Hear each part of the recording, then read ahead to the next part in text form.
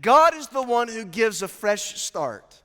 That God is the one who grants a new beginning. That God is a one who brings about a total and complete transformation. And so I want to encourage you today to mark this day, to mark this time as a new beginning in your life.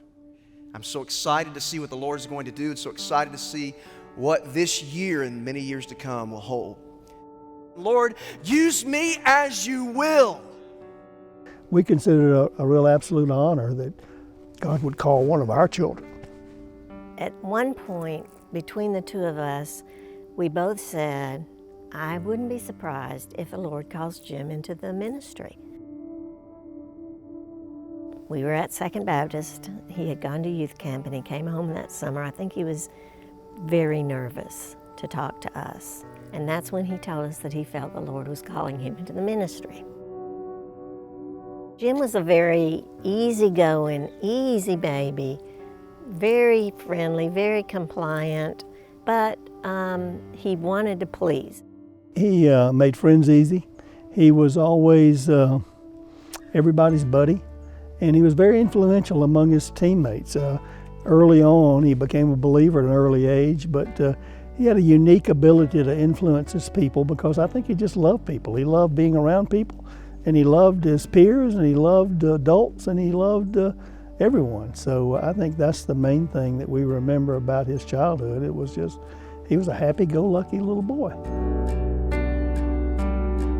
Well, we met in the church parking lot. We met at Second. So I was leading some middle school girls on a camp out. We were all supposed to meet at the church, and Jim came home from seminary to perform a wedding ceremony. I saw him in the parking lot. I called his name, and he came running. And we were married pretty much a year later. We met here, we got married here. I was saved here, he was called to ministry here, and now we're back, serving together. So we wanted to come back because we wanted our kids to know the things that we had known growing up. We wanted them to have the experiences of Bonaire and of growing up at Second, because I got saved at 21 and grew up here spiritually, and I just wanted that for my kids too. So it was exciting to know that we were coming back to the home church where we got married.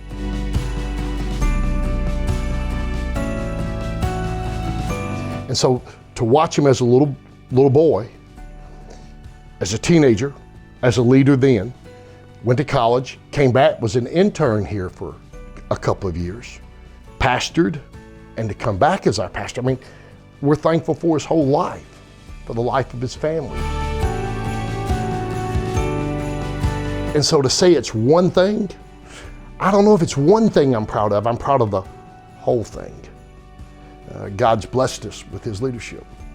You know, he's always been a leader, you know, even going up through high school. And that was one of the things that really impressed me is when we interviewed him, you know, as a candidate for the pastor here, is just the way he carried himself, the way he leads. It's just, you know, it was something that we really needed, you know, and he filled that role very well. So, I mean, ministry is a roller coaster. You've got the highs of highs, you can have the lowest of lows. I've watched him make hard decisions and still love people and not grow bitter towards people. Jim's not it's my way or the highway. Jim seeks to lead us with him leading, and we all go together. It's not I'm leading, y'all better follow. It's let's do this together. That's the best kind of leader to follow.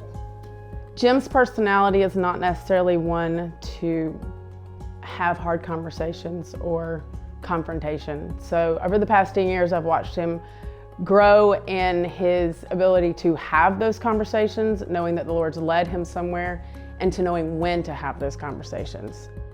But additionally, what I have seen is the growth that while he does have that Mary's temperament of being kind and non-conflict, non-confrontational, what I observed was the growth that he's experienced as a leader. As a pastor, you have to be a leader of the staff and of the church. And where he's had the courage to make tough decisions when called upon, he hasn't backed down from them. It's different sitting under the ministry and the teaching of your son. I think both of us have commented to one another that when we sit in that pew, it's not like listening to our son, it's like listening to God's voice. I want him to keep his kind heart, to stay sensitive to the Spirit, to know his call always, to follow the Lord continually like he has. What I love most about my dad is his ability to stay true to what he believes in. My dad is hardworking and he teaches us about life skills we'll need in the future, like fixing tractors. One of the things I love most about my dad is how determined he is, but also how he keeps his promises. And I see a lot of that, like Jesus shining through when he keeps his promises. What I love most about my dad is when he helps us and he lets me cut the grass.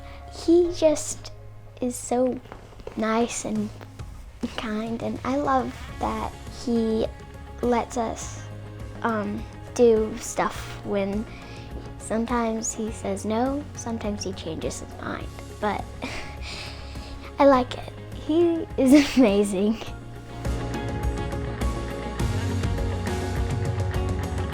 What other guy that's in the latter years of his ministry can say that I've watched my pastor grow up and I get to work with him now?